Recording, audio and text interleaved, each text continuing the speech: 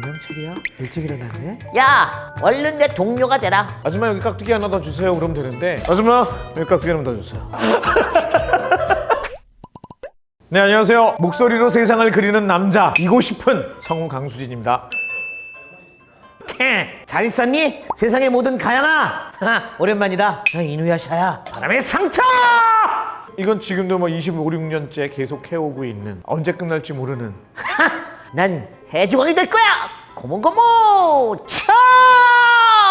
야, 얼른 내 동료가 되라. 현재 우리나라에서 더빙한 걸 한 1040화 정도 지금 하고 있습니다. 1화부터 쭉 했죠. 바뀌는 경우도 있습니다. 이 원피스도 사실은 중간에 한번 캐스트를 바꿔가려고 시도를 했던 적이 있어요. 저뿐만이 아니라 전체 다를 성우들이 경력이 쌓이면서 이제 가치가 올라가니까 제작비를 아끼려고 바꿔가려고 시도했던 경우가 있는데 굉장히 극렬하게 우리가 좀 투쟁을 해서 다른 분이 하는 루피를 보실 수 있을 수도 있죠. 남도일의 유명대사는 뭐죠? 미련아! 미련아! 진실은 언제나 하나!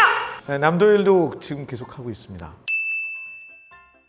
많은 분들이 성우들은 천의 목소리를 가졌다 라고 생각들을 하시는데, 사실은 목소리가 천의 목소리일 수는 없는 거고요. 조금씩의 변조를 하고 톤을 달리하고는 있지만 본질적인 목소리가 어디 갈 수는 없어요. 그래서 천의 목소리를 가지고 있는 게 아니라 천의 캐릭터를 연기하는 거죠. 특징을 극대화시켜서 캐릭터를 연기를 할 수 있는 어떤 스펙트럼이 다양한 거지, 목소리 자체가 질적으로 다르게 구분되는 건 사실은 아니에요. 목소리라기보다는 이제 성향, 특징, 성격 이런 것들의 개성이 다른 건데, 이누야샤는 정체성이 반댕댕이잖아요. 시그니처 댕댕이들이 으르렁거리는 그 소리에서 따온 거거든요. 목소리 좀 그르렁그르렁 하면서 약간 으르렁거리는 목소리, 그리고 그냥 댕댕이가 아니라 자기 출생에 대한 컴플렉스가 있잖아요. 인간과 요괴사에서 태어나서 따돌림 당했던 거기에서 비롯된 어떤 반항적 기질이 있거든요. 그런 심리적 개성을 목소리 연기하는 데 담았던 거죠. 루피는 일본에서는 여자 성우분이 하셨잖아요. 여자가 하기엔 굉장히 목소리가 굵고 거칠고, 남자가 하기엔 또 너무 여리고, 그런 캐릭터의 특징이 있는데, 요런 연령대, 요런 중성적인 음역대의 목소리를 낼 수 있는 성우분이 하시면 되는 건데, 운 좋게 제가 하게 됐죠. 성격적으로 과감히 얘기하는데 개차반이다. 정말 철부지이고 천방지축이고 행동거지나 이런 걸 보면 정말 문제예요. 언터처블 답 없는 아이거든요. 그런데도 불구하고 미워할 수 없는 이유는 순수하고 악의가 없다는 거죠. 마음이 깨끗하다. 그래서 더 이렇게 천방지축일 수 있는데, 루피에게 있어서 가장 중요한 가치관은 무엇이냐? 정의감과 동료애거든요. 이것을 기준으로 행동하거든요. 이것에 배척되거나 이것을 건드리거나 다치게 하면 꼭지가 돌거든요. 꼭지가 일단 돌면 그 개차반이 끝판왕을 보는 거고, 각성하게 되면 Your first red hawk. 소리를 지른다기보다는 크게 소리 지르고 외쳐야만 하는 마음의 이유를 가져라. 결국은 감정적으로 복받치니까 그렇게 큰 소리를 지르는, 사람이 큰 소리를 내는 건 그만큼 감정의 밀도가 높아지니까 큰 소리를 내는 거잖아요. 감정적 에너지가 없이 소리만 지르면 빈수레가 요란한 것처럼 공허해서 소음처럼 들릴 수 있어요. 아, 에테몬 오랜만이네요. 안녕하세요, 에테몬이라네. 랩 배틀이요, 다른 캐릭터랑 음악 배틀을 하는 그런 에피소드더라고요. 20분짜리 전체가. 저쪽 상대 몬스터는 이제 기타 치면서 노래 부르는 락커고, 저는 랩을 갑자기 한 10몇 년 만에 등장을 하는데 갑자기 느닷없이 랩을 하는 거예요. 에테몬은 어떻고 뭐 막 그런 자기 자랑의 랩인데, 뭐 그거를 해가지고 지금 못해요. 저 원래 랩 못합니다. 시간 입맞춤이 더해지고 결국 좋아 키도 남지가 않네. 여기 잠시 진땀 난다. 이렇게 인터뷰하면서 이렇게 이 영상을 다시 한번 돌이켜보는 건 정말 식은땀 나는 일이군요. 죽여버리고 싶었습니다. 성우 생활을 오래 하면서 성우라는 직업이 저의 일상생활 속에 미치는 영향? 대부분 이제 어떤 예능의 성우분들이 나와서 얘기를 하면, 성우들끼리 모이면 싸울 때도 올대 잡고 싸운다, 이런 얘기들 많이 하는데, 그런 실제 사례들이 많아요. 뭐 식당 가가지고 아줌마 여기 깍두기 하나 더 주세요 그러면 되는데, 아줌마 여기 깍두기 하나 더 주세요. 있어요. 저는 그게 너무너무 싫은 거예요, 개인적으로. 그러면 사실은 그 아줌마가 어휴 아저씨 목소리 좋아요 라고 반응하는 사람이 거의 없어요.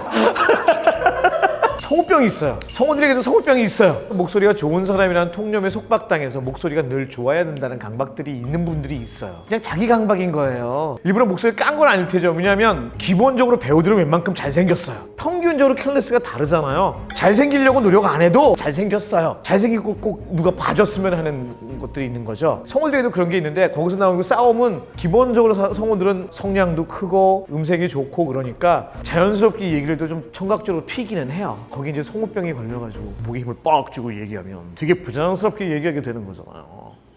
성우 강수진이라는 이름을 많은 분들이 이제 아시게 된 계기가 된 작품이라고 할 수 있죠. 목소리가 디카프리오하고 비슷하지는 않고요. 디카프리오보다는 좋은 것 같아요. 로미오와 줄리엣이나 타이타닉을 할 때 실제 디카프리오 목소리하고 저의 목소리가 분위기가 비슷한 부분이 있었던 것 같아요. 소년적 감성의 목소리였어요. 디카프리오도 그렇고 저도 그렇고 나이보다 좀 어린 듯한 미성 여자분들에게 이제 호감도를 높이는 그런 작용을 했던 것 같아요. 목소리로 여자를 꼬실 수 있다고 얘기들을 하더라고요. 그리고 또 동료 성우들이나 후배 성우들은 그 짓들을 많이 하더라고요. 근데 저는 목소리를 뭐 일부러 감미롭게 내가지고 어필을 하거나 그래봤던 적은 단연코 없습니다.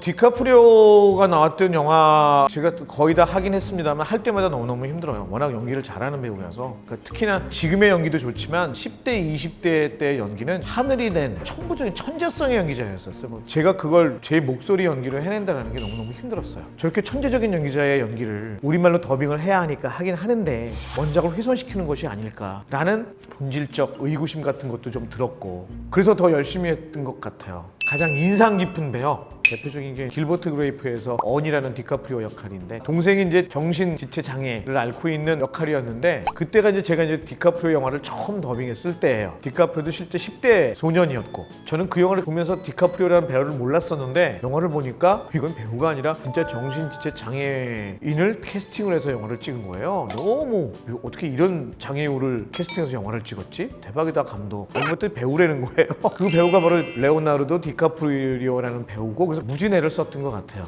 또 힘들었던 게 이제 카드캡터 체리의 청명이라는 역할이 있는데 여성 시청자들에게 굉장히 인기가 있었던 안경 쓴 미소년 오빠가 있어요. 동네 오빠가 그림 잘 그리는 교회 오빠 같은 이미지 있죠. 왜? 안녕 체리야? 일찍 일어났네? 실제 저의 모습하고 저의 성격이나 저의 모습이나 저의 성향하고는 너무나 극단적으로 다르니까 너무너무 힘들었죠. 미쳤어요?